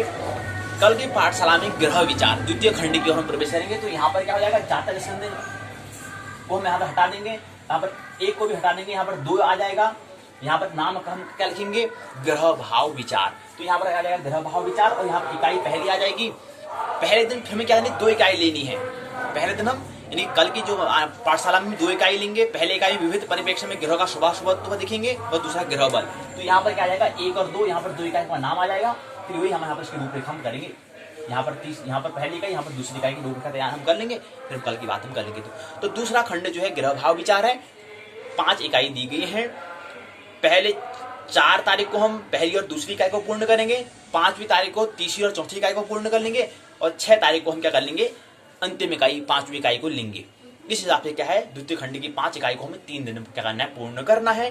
इसी प्रकार से हम तृतीय खंड की ओर प्रवेश करेंगे। 7 तारीख को हम तीसरे खंड में प्रवेश कर लेंगे। तो 7 तारीख को पुनः हमें क्या करना है, 2 हमें इकाई को लेना है, अर्थात पहली और दूसरी। यानी कि तीसरे खंड में 5 इकाइयां हैं। 5 इकाई को भी हमने क्या करना है, 3 दिन में पूर्ण कर लेना है। 7 तारीख को पहली और दूसरी इकाई कर लेंगे। 8 तारीख को तीसरी और चौथी इकाई को हम पूर्ण कर लेंगे। 9वीं तारीख को हम 5वीं इकाई को पूर्ण करेंगे। इसी प्रकार से तृतीय खंड भी पूर्ण हो जाएगा। चतुर्थ खंड की ओर हम प्रवेश करेंगे। चतुर्थ खंड का नाम है दशाफल विचार। इसके पहली इकाई में हम 10 तारीख को पूर्ण कर लेंगे। पहली और दूसरी इकाई को हम 10 तारीख को पूर्ण कर लेंगे। और पहली इकाई का नाम है विंशोत्तरी दशाफल। उसके बाद दूसरा जो है, दूसरी इकाई को हम ले लेंगे 10 तारीख को। और 11 तारीख को 11 को भी हम 2 इकाई लेंगे, पहली और तीसरी और चौथी इकाई को लेंगे। उसके बाद 12वीं इकाई को फिर हम 12वीं तारीख को हम 5वीं और 6ठी इकाई को ले लेंगे। तो 12 तारीख को हमारा क्या हो जाएगा, एक बार ये जो पाठशाला जो हमारे जो हमें दिया है पाठ, जो हमें पाठ दिए गए हैं, उन पाठों को हम देख लेंगे। यानी कि कितने हैं, 12 तारीख तक हम इसको जितने पाठ दिए गए हैं उन पाठों को हम देख लेंगे। कितने पाठ दिए गए हैं, कितनी इकाइयां हैं, 4, 5, 5, 5 बचे 10, 10 4 14, 4 20, यानी कि 20 इकाई दी गई हैं। तो 20 इकाई को हम कर लेंगे पूर्ण 12 तारीख को। यानी कि 12 दिन में हमें 20 इकाई पूर्ण कर लेनी। देख लेना कि इसमें अंदर क्या दिया गया है। उसके बाद फिर 12 के बाद 13, 14 को हम क्या करेंगे, 13 और 14 तारीख को, क्योंकि 4 खंड दिए गए हैं तो एक दिन में 2 खंड को ले लेंगे। और यानी कि 13 तारीख को और 14 तारीख को फिर क्या कर लेंगे, तीसरा चौथा खंड को ले लेंगे। 2 खंड को हम ले लेंगे। इस प्रकार से क्या हो जाएगा, 14 दिन हमारे ऐसे पूर्ण हो जाएंगे। 2 दिन हमारे पास फिर और रहेंगे, यानी कि 15 और 16 तारीख। 14 तारीख को 15 और 16 को क्या लेंगे, 15 को हम पुनरावृत्ति कर लेंगे, कुछ प्रश्न ले लेंगे। 16 तारीख को क्या करेंगे, फिर टेस्ट कर लेंगे, 10 नंबर का पूर्णांक का हम क्या लेंगे, टेस्ट कर लेंगे। इस हिसाब से हमें पहला प्रश्न पत्र तैयार करना है। ऐसे फिर दूसरा प्रश्न पत्र होगा, ज्योतिष के 2 प्रश्न पत्र होंगे। ऐसे फिर हमारा संस्कृत के भी 2 होंगे। ऐसे संस्कृत में चलना है हमको। पहले और दूसरे प्रश्न पत्र को हमें ऐसी व्यवस्था हमने कर रखी है, इसी प्रकार से हमने योजना बना रखी है। इसी प्रकार से मनोविज्ञान का भी पहला दूसरा, इस प्रकार से 6 प्रश्न पत्रों की हमें तैयारी पहले प्रश्न श्रेणी का पहला क्वार्टर फाइनल मैच में हमें करना है। उसका फिर हमारा सेमीफाइनल मैच आएगा। इसी क्रम में वो 25 दिन का रहेगा, उसको भी हम व्यवस्था कर लेंगे। भी उसका हमने भी योजना प्लान नहीं करके उसको भी प्लान हम करेंगे किस हिसाब से हमें करना है। इसी प्रकार से हमारा तीसरा जो चरण रहेगा, तीसरा चरण में हमें क्या करना है, वही हमें क्वार्टर टू फाइनल मैच हमें खेलना है। वो भी 25 दिन का रहेगा, उसकी भी हम योजना कर लेंगे। उसका अंतिम फाइनल मैच हमारा रहेगा 30 दिन का रहेगा। वो जून का महीना जो रहेगा, जून का महीने जो 30 दिन है, उसको हमें कैसे व्यवस्था करना है उसकी भी हम योजना फिर बना लेंगे। अभी हमने केवल 100 दिन की हमें कैसे हमें करने हैं, यानी कि जो 100 दिन हमारे जो हो रहे हैं पूर्ण, 100 दिन को हमें कैसे हमें तरीके से करना है वो हम देख लेंगे। फर्स्ट सीरीज जो हमारी रहेगी वह 10 तारीख के, यानी कि अप्रैल 10 अप्रैल 2021 में क्या हो जाएगी, हमारी पहली सीरीज पूर्ण हो जाएगी। दूसरी सीरीज हमारी प्रारंभ होगी 11 अप्रैल 2021 से प्रारंभ हो जाएगी, 5 मई 2021 तक चलेगी। उसका फिर तीसरा सीरीज जो है वो प्रारंभ होगी 6/5/2021, 31/5/2021 में क्या हो जाएगी, पूर्ण हो जाएगी। यानी कि मई के महीने में क्या हो जाएगी, तीसरी सीरीज पूर्ण हो जाएगी। और उसके बाद फिर चौथा महीना आएगा, तो अंतिम 30 दिन जो हमारा चौथी सीरीज आएगी वो हमारा छठा महीना रहेगा, यानी कि जून का महीना होगा 2021 का। तो 30 दिन में उसको हम क्या कर लेंगे, चौथी सीरीज को ले लेंगे, चौथा चरण को हम ले लेंगे। इस प्रकार से हमें क्या करना है। और इसी चौथे सीरीज में क्या होगा, फिर परीक्षा का भी होगा। और इसी मध्य में क्या है, सत्र कार्य असाइनमेंट भी आएगा, उसे भी हमें काम करना है, एक दिन सत्र कार्य को भी लेना है। और इसी मध्य में 29 तारीख को क्या आएगी, 29 तारीख को एक हमारा पर सत्र कार्य पर हम चर्चा कर लेंगे।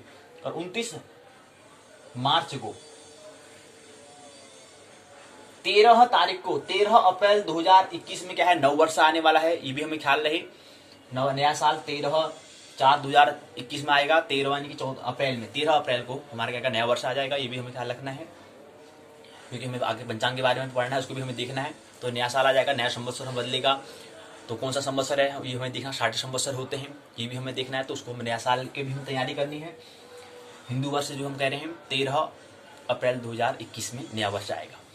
मध्य में इसी वर्ष उत्तरायणी, इसी महीना जो है उत्तरायणी भी आएगा, उस पर हमें ज़्यादा कुछ समय खास करना नहीं है। और एक मध्य में क्या है, होली आएगी एक दिन, वो भी हमें ख्याल रखना है, एक दिन हमें वो महोत्सव कार्यक्रम वहाँ भी हमें कर लेना है। होली हमारे 29 मार्च को करीब है, तो उस दिन एक दिन महोत्सव कार्यक्रम कर लेंगे। तो इस प्रकार से हमें क्या करना है, ये पहला जो हमने 180 दिवसीय हम कह रहे हैं, प्लस एक दिन 180 का एक दिन का और है, तो 181 दिवसीय जो हम उपासना प्रशिक्षण श्रृंखला UTS 2021 की जो हमने बात की थी, उसको हमें इस हिसाब से हमें क्या करना है, आगे यात्रा हमें करनी है, आगे ऐसे में योजना हमने बनाई है, उस पर हमें विचार करना, फिर हमें आगे अनुगमन करना है, चलना है। तो आइए अब हम पाठशाला का जो पहला भाग है उसकी पर थोड़ा बात कर लें। पाठशाला का दूसरे भाग हमने बात कर ली है, अब पाठशाला के पहले भाग में आइए प्रवेश करें। पहला भाग को हमने देखा था, पहले प्रश्न पत्र की हम जो हमने प्रथम वर्ष में, जो हमने स्नातक प्रथम वर्ष में देखा, उसी की हम बात कर रहे हैं, उसी को थोड़ा हमें अच्छे से समझना है। जो बात हम वहां पहले वर्ष में नहीं समझ पाए थे, उसको और अच्छे से हमें उस विषय को हमें तैयार करना है।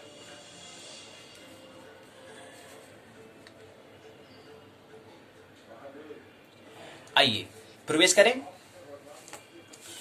तो प्रथम वर्ष में क्या था, हमने 4 खंड दिए गए थे, और इसी पर हमने क्या बनाए थे, कविता बनाई थी। सो हमने कहा था,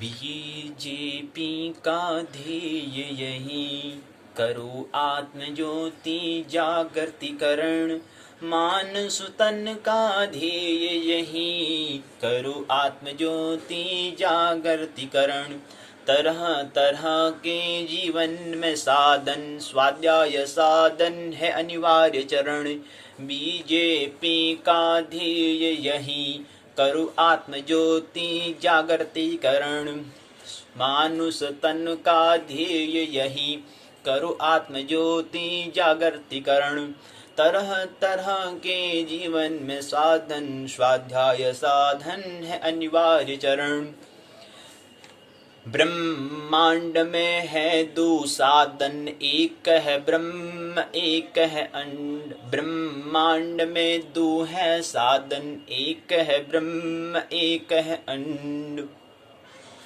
पहले चरण में किया जो दर्शन, हो न जाए उस क्रम का विस्मरण। इनकी जब गर्भ अवस्था में आते हैं तो भगवान परमात्मा से हम बहुत प्रार्थना करते हैं कि आएंगे, बहुत अच्छा काम करेंगे, आप जो करें, आपने जो जिम्मेवारी दी उसको पूर्ण निभाएंगे। हम गर्भ में ये हम करते हैं, 9 महीने हम थोड़ी प्रार्थना हम करते हैं इसमें, लेकिन जैसे गर्भ में आते तो हम क्या करते हैं, सब भूल जाते हैं। तो इसलिए कह रहे हैं, पहले चरण में किया जो दर्शन, हो न जाए इस क्रम का विस्मरण, दूसरे क्रम में आए जो दर्पण, रहे न सतत स्मरण इस क्रम। तो ये हमें ख्याल हमें रखना है। तो इस हिसाब से हमने एक कविता कहा था कि दूसरा क्रम में सतत स्मरण, बन जाए बंधन का कारण, पहले क्रम में किया जो दर्पण, हो न जाए इस क्रम का विस्मरण। जो हम पहले दर्पण जो हमने किया था सतत, जो पहले चरण में हम जो वहां परमात्मा से हमने प्रार्थना की थी, उस प्रार्थना को भूल नहीं जाना है, उसका विस्मरण नहीं हो जाना है। इसका विस्मरण नहीं होने के कारण हम क्या करते हैं, जब बच्चा होता है उसको 1-2 साल 2-3 वर्ष के बाद उसको पाठशाला में, विद्यालय में प्रवेश कराते हैं। तो इसी का जो दूसरे क्रम का हमें इसमें हम अगर लगातार हमारा स्मरण रहा, और जो हमारा पहले क्रम में जो दर्शन किया था उसका हमें विस्मरण न हो जाए, इसी के लिए क्या हुआ है, शिक्षा का आविर्भाव हुआ है, शिक्षा का सृजन हुआ है, विद्या का सृजन हुआ है, दीक्षा का सृजन हुआ है। ये हमें ख्याल रहे। पहले क्रम में किया जो दर्शन, पहले क्रम में किया जो दर्शन, हो न जाए इस क्रम का विस्मरण, दूसरा क्रम में आए जो दर्पण, केवल इसी का रहे न स्मरण।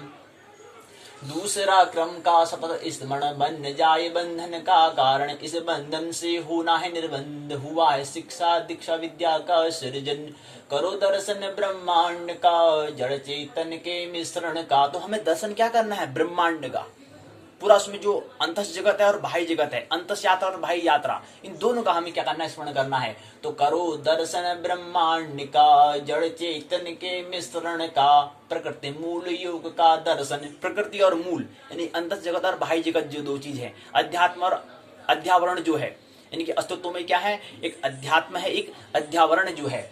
तो वही हम कह रहे हैं प्रकृति मूल योग का दर्शन। प्रकृति और मूल का जो मिला हुआ योग था, मिला हुआ जो है, जो रूप है, जिसको हम अस्तित्व कह रहे हैं या ब्रह्मांड कह रहे हैं, उसका योग का जो दर्शन कर रहा है, जो दोनों को देख रहा है, देखने की कला का अद्भुत लक्षण, ब्रह्मांड का मूल है ब्रह्मांड का मूल है ब्रह्मांड का परिधि है अंड। परिधि मतलब जो शरीर फ्रेम से होता है, केंद्र और एक परिधि होता है। तो परिधि मतलब बाहरी, जो हमने क्या कहा? उसको अध्यावरण कहा, यानी कि बाहरी जो केंद्र है, यानी कि जो पहिया जो घूम रहा है, पंखा जो घूम रहा है, वो क्या है? अध्यावरण है, यानी कि प्रकृति है, परिधि है। उसके मूल में क्या है? केंद्र है।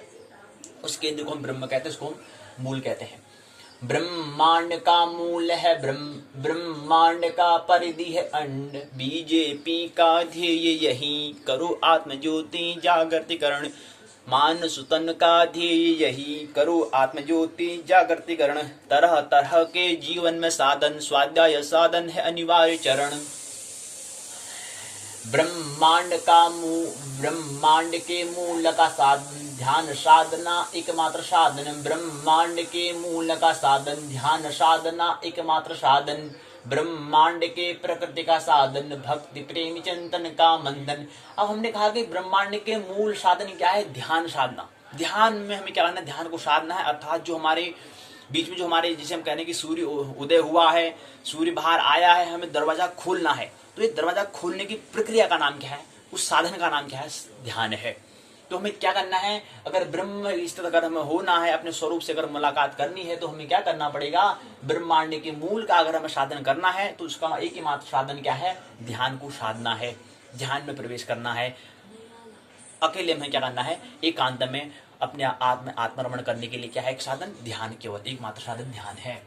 ब्रह्मांड के प्रकृति का साधन, भक्ति प्रेम चिंतन का मंथन। आप ब्रह्मांड का जो प्रकृति, जो ब्रह्मांड की जो परिधि जो हम कह रहे हैं, उसके लिए भी साधन क्या है? 3 साधन महत्वपूर्ण होते हैं। 3 प्रकृति के गुण होते हैं। 3 गुण कौन कौन से होते हैं? एक हमारा क्या है? मस्तिष्क का भी हमें चिंतन करना है, चिंतन था विज्ञान का जन्म देना है, और हमें काव्यपूर्ण हृदय पूर्ण भी हमें होना है। तीसरा हमें भक्तिपूर्ण अर्थात नाभि स्थित भी हमें होना है। तो इन 3 केंद्र, प्रकृति के 3 गुण को हमें क्या करना है? ख्याल रखना है। तो इसी क्रम पर हमने पंक्ति कहा कि ब्रह्मांड के प्रकृति का साधन, भक्ति प्रेम चिंतन का मंथन। और यात्रा कहाँ से करनी है? भक्ति से। पहले चरण में भक्ति करना है। ख्याल रही, प्रथम 7 वर्ष क्या है? भक्ति के हैं। क्यों भक्ति क्यों कह रहे हैं? क्योंकि हमने कहा था कि जन्म, जब हम 9 महीने जो शरीर बनना था, उस समय की स्मृति और जन्म लेने के बाद 6 महीने की जो स्मृति है वो हमें याद रहती है। और इसी 6 महीने में क्या करता है? अगर हम भक्ति से जोड़ दें, तो जो हमने वहां पर जो हमारा जो याद है, उस याद से क्या हो जाए? उसका स्मरण बन जाए, वो विस्मरण न हो जाए। इसमें बहुत ज्यादा अंतराल नहीं होना है। इसलिए क्या है? जन्म जैसे ही गर्भाधान हुआ, तब से भक्ति प्रारंभ कर देनी है। दोनों को, किसको करनी है? दंपति को कर देनी है। और दंपति जैसे पुत्र का जन्म होता है, जैसे नया जनरेशन आती है, भक्ति में रहना है उनको 7 वर्ष तक। और वो जो भक्ति करेंगे वही क्या करेगा? जो नई पीढ़ी जो है, जो बच्चा है, वही सीखेगा और उसका फिर आगे क्रांति करने के लिए, आगे नया आविष्कार करने के लिए वो उसका काम, वही काम करेगा। तो पहले क्या करना है? पहला मर्म क्या करना है? भक्ति का 7 वर्षों तक। उसके बाद 8 से लेकर के 14 वर्ष तक क्या करना है? भक्ति का। के बाद आता है प्रेम का, भावपूर्ण, काव्यपूर्ण। और उसके बाद फिर 7 वर्ष जो है 21 वर्ष, यानी कि 15 से लेकर 21 वर्ष क्या करना है? चिंतन हमें करना था, विज्ञान का जन्म हमें देना है। क्योंकि क्या है? प्रकृति के 3 गुण ख्याल रखना है हमें। लेकिन प्रारंभ कहां से करना है? हमें पहले भक्ति, फिर प्रेम, फिर चिंतन। तो ये हमें सृजन करने के लिए, तो ये हमें इसका मंथन करना है। ब्रह्मांड के प्रकृति का साधन, भक्ति प्रेम चिंतन का मंथन। ब्रह्मांड के प्रकृति के 2 रूप। अब ब्रह्मांड में प्रकृति के 2 रूप क्या है? एक स्त्री एक पुरुष, एक स्त्रैण एक पौरुष। स्त्रैण को हम कहते हैं, क्योंकि जो स्त्री के लिए जो उसका साधन क्या है? प्रेम का, काव्य का। हमने कहा था शिक्षा में क्रांति में, हमने ये भी कहा था कि जो लड़की है उसको शिक्षा भी किस हिसाब, कौन सा विषय उसको देना चाहिए, कौन सा विषय देना, गणित विषय इसको नहीं देना है, नहीं देना है, क्योंकि उसका स्वभाव, उसका स्वरूप क्या है, स्त्री उसका स्वभाव है, और इस तत्व से उसका विषय भी वैसा ही होना चाहिए। करे लेकिन जोर किस पर रहे, स्त्री पर, जो उसका काव्य जो है, जो उसकी कविता पर, संगीत पर, नृत्य पर, गान पर, इस पर जोर रहे। गणित पर ज्यादा जोर नहीं रहे। गणित का भी उपयोग है लेकिन वो कितना, उसका जितना जरूरत है उतना ही उपयोग करें। ज्यादा उपयोग, जितना ज्यादा उसका जो स्वभाव है, जो स्वरूप है, उसके अनुरूप उसका क्या हो, उसका वो होना चाहिए, कर्म होना चाहिए। यानी कि उसका जो स्वरूप है उसके अनुसार ही क्या होना चाहिए, विषय होना चाहिए। अनिवार्य तो वो भी है लेकिन जितना अनिवार्य उतना ही करें, और जितना जरूरत है उतना ही करें, जरूरत से ज्यादा नहीं करें। तो ये हमने कहा था। तो दो साधन है, काव्य और शास्त्र की हमने दो बात की थी। शास्त्र किसके लिए, पुरुष के लिए क्या है, शास्त्र था, विज्ञान था, गणित का बात विचार करना है। तो स्त्री के लिए प्रेम और पुरुष के लिए शास्त्र था, विज्ञान था, चिंतन। ब्रह्मांड के प्रकृति के दुरूप, काव्य शास्त्र का जीवन स्वरूप, बीजेपी का ध्येय यही, करो आत्म ज्योति जागृतिकरण, तरह तरह के जीवन में साधन, स्वाध्याय साधन है अनिवार्य चरण। तो ये दो हो गए, मानुष तन का ध्येय यही, करो आत्म ज्योति जागृतिकरण, तरह तरह के जीवन में साधन, स्वाध्याय साधन है अनिवार्य चरण। जीवन के हैं चार विभाजन। हमने कहा जीवन को चार भाग कर दो। कोई जरूरी है कि ब्रह्मचर्य जो हम कह रहे हैं, गृहस्थ ब्रह्मचर्य, गृहस्थ, वानप्रस्थ, संन्यास करें, नाम तुम कुछ भी दो, लेकिन चार विभाजन करो जरूर, चार विभाजन करो जरूर।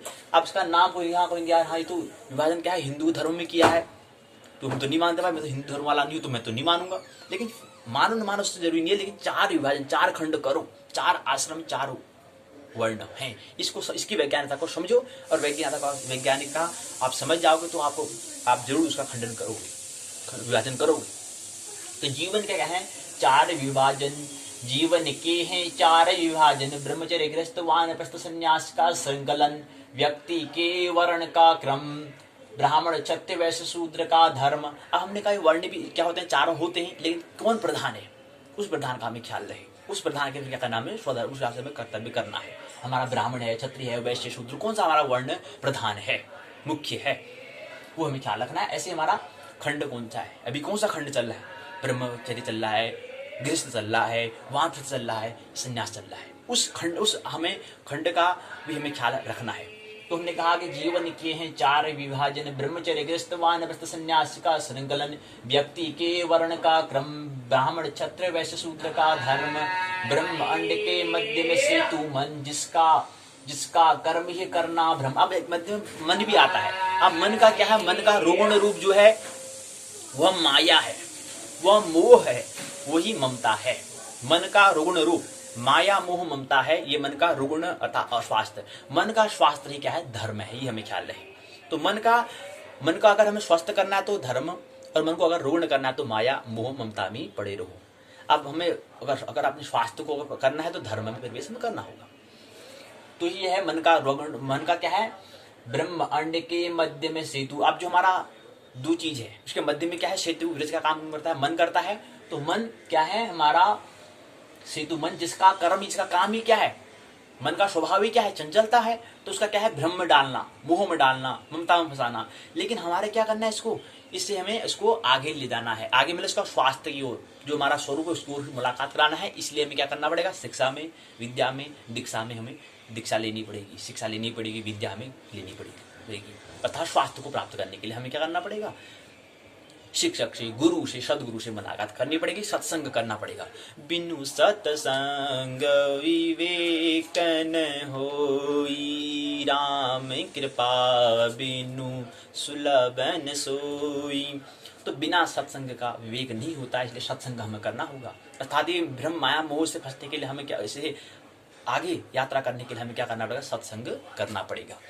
तो बीजेपी का ब्रह्म अंड के मध्य में सेतु मन, जिसका कर्म ही क्या है, करना भ्रम, भ्रम अर्थात माया, मोह में उलझाना। बीजेपी का ध्येय यही। तो मन का रुगुण और मन का स्वास्थ्य क्या है ये हमने देख लिया। तो अगर हमें बीमारी पता चल जाए तो फिर उसके स्वास्थ्य की ओर हम यात्रा करें। हमें तो बीमारी का ही पता नहीं होगी, हम भ्रम में हैं, ममता में, मोह में फंसे, यही हमें पता नहीं है। लेकिन जब पता अगर उसका दर्शन हो जाए तो ही आगे फिर हम क्या करेंगे, स्वास्थ्य के बारे में, जो हमारा स्वरूप है उसके बारे में हम यात्रा कर पाएंगे। तो पहले क्या करना है, पहले अपना रोग को देखना है, अपना डाइजेशन, हमें रोग कौन सा है उस रोग का हमें ख्याल रखना है। तो ये है। फिर बीजेपी का ध्येय यही करो आत्मज्योति जागृतिकरण, मानुष तन का ध्येय यही करो आत्मज्योति जागृतिकरण, तरह तरह के जीवन साधन स्वाध्याय साधन है अनिवार्य चरण, तरह तरह के जीवन में साधन स्वाध्याय साधन है अनिवार्य चरण। क्योंकि स्वाध्याय क्या है, अनिवार्य चरण है। क्यों अनिवार्य है, क्योंकि मानव तन है, मनुष्य शरीर मिला है, मनुष्य शरीर से हम क्या कर सकते हैं, स्वाध्याय कर सकते हैं, संग कर सकते हैं। तो सृष्टि में प्रकृति के दो प्रक्रम है, ये भी हमें ख्याल रहे। ब्रह्मांड के दो साधन, एक ब्रह्म एक अंड, हमने बताया। दूसरा क्या है, सृष्टि में प्रकृति के दो प्रक्रम भी हैं, ख्याल रहे। एक प्रक्रम होता है कि केंद्र से परिधि, एक होता है परिधि से केंद्र, दो प्रक्रम है। यानी कि केंद्र से परिधि की ओर, जो केंद्र से परिधि में जो आते हैं वो हमारा क्या होता है, अवतार होता है। और एक केंद्र से परिधि में अवतार, और परिधि से केंद्र माना क्या हमारा क्या होता है, वह जन्म होता है। तो केंद्र से परिधि की ओर जो यात्रा है वो अवतार है, परिधि से केंद्र माना वो जन्म है। केंद्र से परिधि मतलब एक दिन हम घर से विद्यालय गए थे, विद्यालय से घर आना, ये हमें ख्याल रहे कि एक दिन अभी हम क्या है, विद्यालय में है, घर भी हमें जाना है, अर्थात हमें क्या होना है, उस ब्रह्म में लीन भी हो जाना है, उस परमात्मा में हमें लीन भी हो जाना है, आत्मा का परमात्मा से मिलन भी हमें करना है। उसी की हम बात करें, दो प्रक्रम होते हैं। एक दिन आत्मा से हम आए हैं, यहाँ आ चुके हैं, अब हमें एक दिन जाना भी है, विलीन भी हो जाना है, परम निर्वाण भी, महानिर्वाण भी हमें करना है। उसी का नाम हम कहते हैं मुक्ति, उसी का नाम हम मोक्ष कहते हैं, वो भी हमें ख्याल रहे। तो ये बात हमें समझनी है।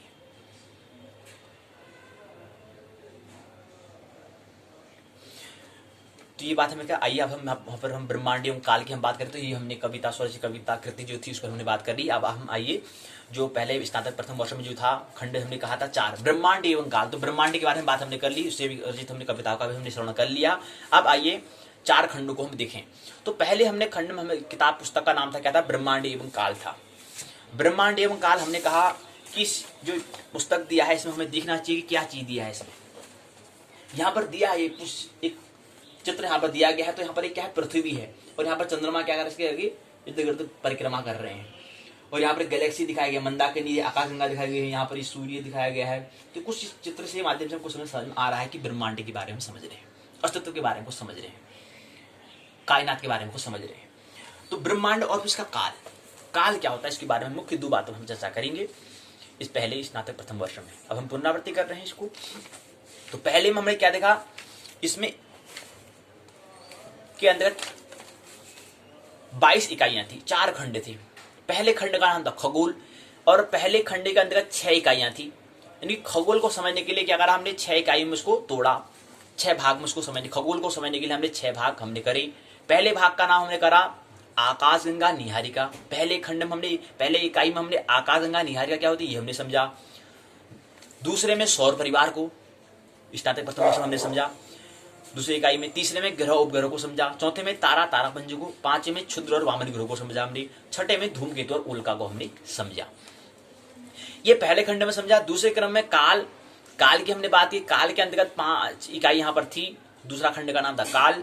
इसमें पहले इकाई में हमने त्रुटि आदि अमुहूर्त काल को समझा। हमने कहा 2 काल होते हैं, एक संघारक, एक सखंड, एक अखंड। एक कलनात्मक या गणनात्मक कहें, एक संघारक कहें। एक संघारक होता है, एक कलन या गणनात्मक काल होता है। तो काल के अंदर हमने समझा तो काल के 2 भाग होते हैं, एक संघारक, एक अखंड, एक सखंड। अखंड जो है उसकी हम बात नहीं कर रहे, हम सखंड की बात कर रहे हैं। सखंड के अंदर हमने कहा अमुहूर्त और मुहूर्त 2 काल होते हैं। जिसको जो अमुहूर्त, एक भाग को अमुहूर्त कहते हैं, मतलब जो हमें दिखाई और मैंने नहीं, जो मुहूर्त में जो प्रकट हो, उसके अंदर पहला जो इकाई आती वो आती है त्रुटि, इसलिए इस इकाई का नाम त्रुट आदि अमुहूर्त काल रखा। दूसरा भाग आता है मुहूर्त काल। इसके अंतर्गत हमने कहा कि पहली जो इकाई है उसका नाम प्राण, इसलिए इसका नाम प्राण आदि मुहूर्त काल दूसरा खंड रखा। ये क्या है, सखंड काल का संघारक काल। गणनात्मक काल के 2 विभाजन हैं, काल के 2 भाग, अखंड और सखंड। सखंड के फिर 2 भाग हैं, कलनात्मक और गणनात्मक।